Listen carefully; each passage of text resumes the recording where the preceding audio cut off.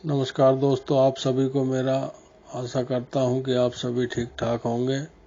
तो आइए दोस्तों, आज मैं आपको श्री शिव महापुराण रूपी पवित्र ग्रंथ के द्वितीय सती खंड के 5वें अध्याय का श्रवण करा रहा हूं, जिसे आप लोग बड़े ध्यान से और प्रेम से सुनिए।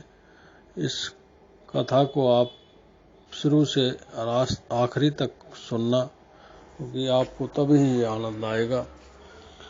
तो आइए दोस्तों, मैं आपको संध्या के तप के बारे में ये जो कथा है ये सुना रहा हूँ कि किस प्रकार से ब्रह्मा जी और उनके पुत्रों ने संध्या को देखकर काम पीड़ित हुए, और संध्या ने फिर अपने मन में विचार किया कि जिस शरीर को देखने से पिता और भाई काम से पीड़ित हो गए हों, ऐसे शरीर को रखने से क्या फायदा। तो उन्होंने सोचा कि मैं इस शरीर को ही त्याग दूंगी और ऐसी मर्यादा स्थापित करूंगी कि जो पूरे संसार में जिसका एक अलग ही मर्यादा स्थापित होगी। तो ऐसा विचार करके संध्या ने तप किया, बहुत कठिन तप किया, जिसमें वशिष्ठ जी ने भी उनको उपदेश दिया। तो उन्होंने एक कठिन तप करके एक मर्यादा स्थापित की। तो आइए इसी कथा के बारे में मैं आपको सुना रहा हूँ। ये बहुत ही सुंदर और बहुत ही अच्छी कथा है, जिसे आप लोग बड़े ध्यान से सुनिए। सूर्य जी कहते हैं कि जब ब्रह्मा जी ने इतना कहा, तब उनके वचनों को सुनकर मुनि श्रेष्ठ नारद जी ब्रह्मा जी से बोले कि हे महामते, आपने चंद्रमौली शिव जी का जो परम पावन कथा सुनाई है, उसके लिए आपको धन्यवाद है। परंतु तो कहिए कि जब आप सभी महान देवता प्रजापति दक्ष भी अपनी पुत्री रति को काम के साथ अर्पित कर चले गए, तब वहां संध्या ने क्या किया, विवाह उपरांत संध्या के चरित्र को मुझे बतलाइए। तब तत्वेता ब्रह्मा जी भक्ति पूर्वक शंकर जी का स्मरण करते हुए बोले, हे मुनि, अब तुम संध्या के उस चरित्र को सुनो जिसे सुनकर सब स्त्रियां पतिव्रता होती हैं। जो संध्या अपना शरीर त्याग अरुंधति हुई, उसे मेधातिथि ने उत्पन्न किया था और वशिष्ठ जी ने पत्नी के रूप में ग्रहण किया था।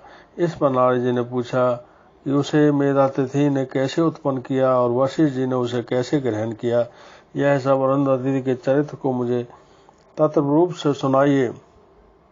ब्रह्मा जी ने कहा, जब मैं अपनी कन्या संध्या को देखकर काम से पीड़ित हुआ, किंतु शिव जी के भय से पतित नहीं हुआ, और जितेंद्रिय ऋषियों का भी मन विचलित हो गया तथा काम के भाव को देख संध्या भी अत्यंत दुखी हुई, और मैं काम को साप दे अंतर्ध्यान हो गया तथा शिव जी भी चले गए। तब अमर को प्राप्त होकर मेरी पुत्री ने आधोपान वृत्तांत पर गंभीरता से विचार किया और सोचा कि अब जैसे भी हो, यदि शीघ्र ही मेरे तथा काम आदि सबके पापों के समनार्थ उसकी शुद्धि का फल मुझे ही शीघ्र मिल जावे तो अच्छा हो, क्योंकि ब्रह्मा जी तो साप दे ही चुके हैं।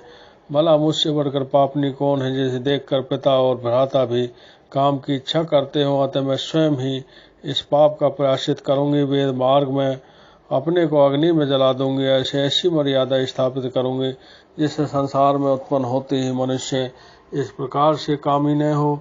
मैं तब की कठिन मर्यादा का स्थापन कर शरीर त्यागूंगी।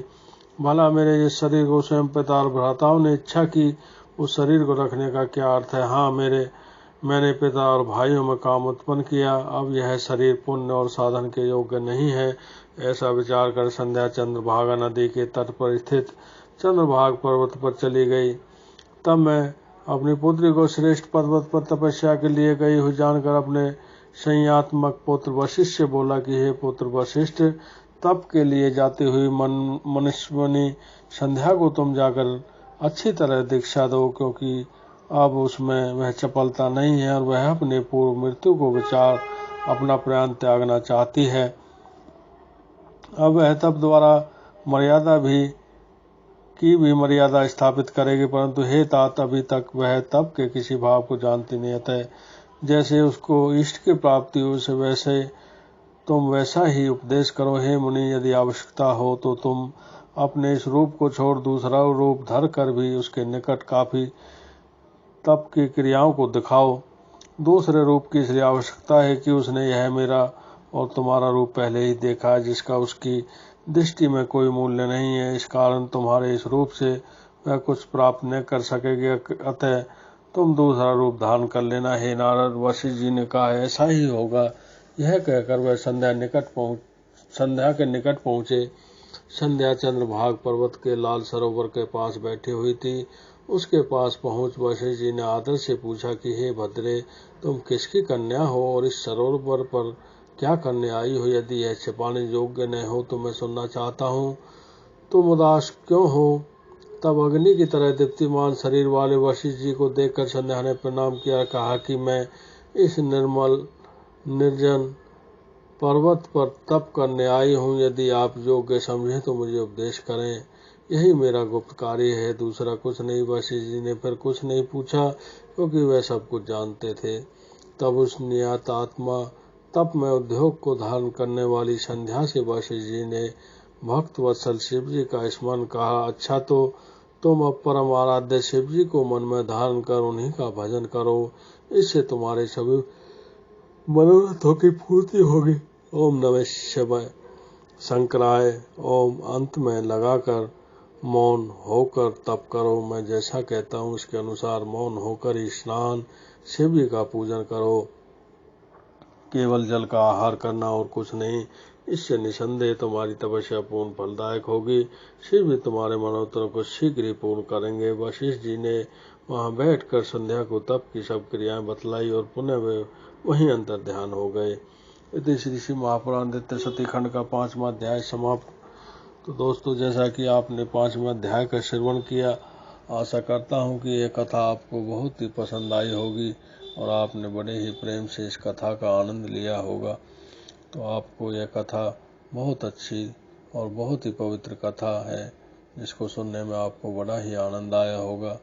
तो आगे भी मैं आपको इसी प्रकार की पवित्र कथाओं का श्रवण कराता रहूँगा, जिसे आप लोग अपना थोड़ा बहुत टाइम निकाल के इन कथाओं का आनंद उठाते रहिए। तो इन कथाओं को सुनने से एक तो हमारा मन पवित्र होता है, दूसरा हमारे सभी कष्टों का भोलेनाथ शीघ्र ही निवारण कर देते हैं, ऐसी मैं उम्मीद करता हूँ। और आप लोगों को सभी को मैं आज हनुमान जयंती की शुभकामनाएं देता हूँ। ओम नमः शिवाय, ओम नमः शिवाय, ओम नमः शिवाय।